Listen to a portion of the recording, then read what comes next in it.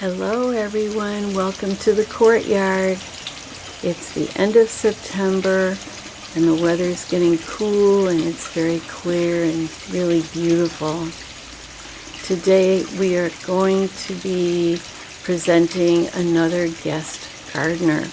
It's my yoga teacher, Stan. Stan is a fantastic yoga teacher. At the end of the video, we're going to have a little information in case you're interested in finding out more about Stan's yoga classes, which are in Baltimore County, Maryland. But anyway, Stan was kind enough to allow me to come and video his garden at the beginning of September. And Stan is interested in the philosophy of Rudolf Steiner, which is biodynamic gardening. Also Dr.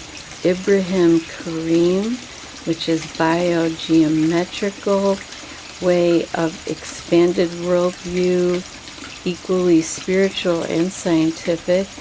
And also he has been playing with the idea of the Native American Three Sisters, which is planting beans, squash, and corn together, and lots of other really interesting things.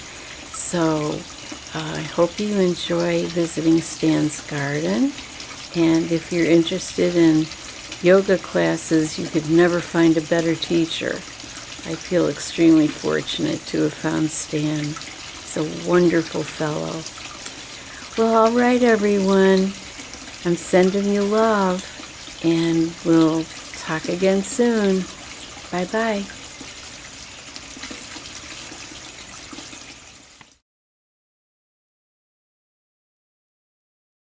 Hi, my name's Stan. Welcome to my garden.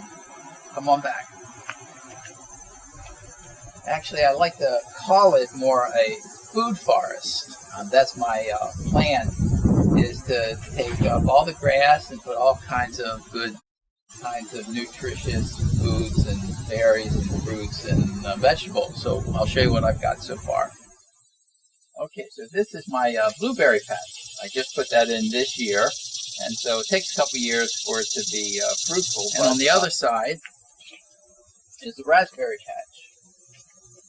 So they supposedly are invasive, so they are contained with this sidewalk. So this right here is a power spot. I've been studying what's called biogeometry for about a year now, and it's based on ancient Egyptian temple science, as they say. And throughout the earth, there are power spots. That's where the pyramids were built. That's where churches and mosques and temples are built. And the shape that you put on a power spot will enhance it.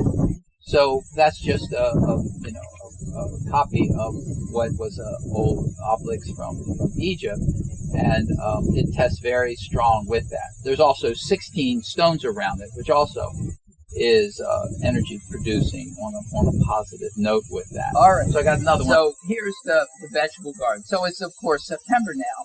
So we've been through, I started planting, I guess, in outside in early March for the spring crops, and they're done.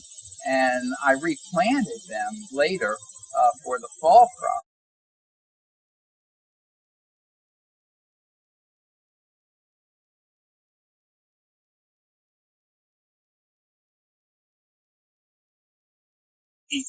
On all the main beds, I have, this is called an earth scepter, and it's a biogeometry shape with a dial on the top that allows the negative energies, the geopathic lines, to be transmuted into more positive energies, because they run east, west, north, south. There's other geopathic lines that go diagonal to that. They're called Curry lines. But the 16 stones also produces good energies, and plus that you know where it is from that. But anyway, that's right in the middle of the two pear and eventually the pomegranate tree. And then over here, of course, is the main power spot. You know, it tests the strongest from the biogeometry testing that I can do. And there are certain numbers that are very good energy producing.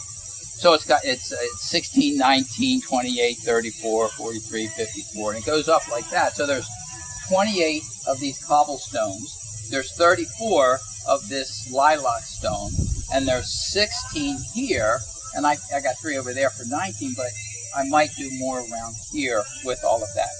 And also there's another technique in biogeometry where proportions are also energy producing. It's called BG3 energy. And so I made this little C and the brace in those proportions. So you can see all through the garden there are these, it's 1.5 conduit. There's one here, but I dispersed them out. So that energy that comes from shapes like pyramids, like obelisks, like anything in proportion will emit good energies. And so I got them throughout to put, these positive good energies through the whole garden and through the whole backyard. And as the obelisk enhances that. It was August 10th when what's called the heliacal rising of Sirius, the dog star. And in Egypt, it corresponded with the flooding of the Nile. And what they discovered is if you connect to the dog star, that first morning when it rises as the sun is rising, it's called the heliacal bat, it maintains that energy through the whole year. So we did that this year, my kids and I. And so it does test very strongly this way to sort of keep that good energy from Sirius, the power spot in the skies. All right, so you can see I have these white, it's just plastic conduit I got from Lowe's. And they're in proportion, the sacred proportions that bring out the positive, the BG3 energy because of the width and the diameter and the height above the ground. And that was something that all of the great ancient architects did with all the temples. So all of the temples and in the past were very precisely proportioned to, again, enhance those good energies in that power spot that the temples and the mosque were built upon. So that's what I put through there. And there's another earth scepter over there by the Swiss chart with the 16 stones around it. And that transmutes some geopathic lines. They're called Hartmann lines. And no, that's a banker, because that's like a 3-foot one. That's a pretty strong one with that. So that's why I put that earth scepter there. So I have them all throughout everywhere. This is my east vent as the sun rises from there, and it gets the most sun all day long. And so in late May, early June, I planted from transplants. From seed, I got all my tomatoes and squash. Well, the squash I direct sowed and planted it out here. And I used the notion for the first time of the Native American Three Sisters. They would put a stalk of corn and then plant something a vine that would go around it. And then they would put stuff that needed shade besides that. That was the idea. So I used tomatoes in tomato cages. And then I put squash and cucumbers and green beans all around them. They're all done for the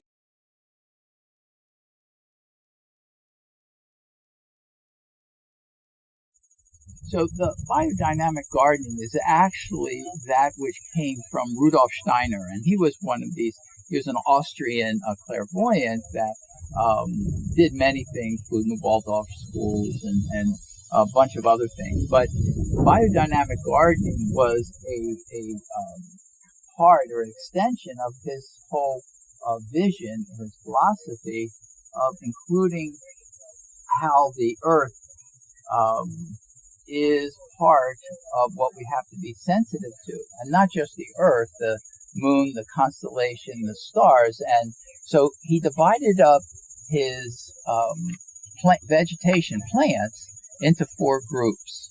There's the root plants, so that's like the radishes and the potatoes, and that. Then there's the leaf plants, that's the spinach and the lettuce. There's flowers, that's like broccoli and just real flowers. And then fruit, that's of course the tomatoes and the apples and all of that. And depending on what constellation is in connection with the moon, there are auspicious days to plant those four things. So I did that this year. So I'm getting those apple trees tomorrow, but I can't plant them until Sunday, which is a fruit day. So he has that kind of awareness of planting according to the constellations, according to where the moon is. And there's favorable days and there's unfavorable days. And there's like calendars now that I've been following from all of that. And a way also with the sprays that he gets from just natural, plants, and he prepares them in ways that his followers have done since the early 1900s. So I use that as well too. So that's part of what Rudolf Steiner does. And so I'm just kind of blending that with the biogeometry and the three sisters. And I don't know, we'll see how it plays out this year and how I'll adapt those three visionary movements for my gardenings next year as well.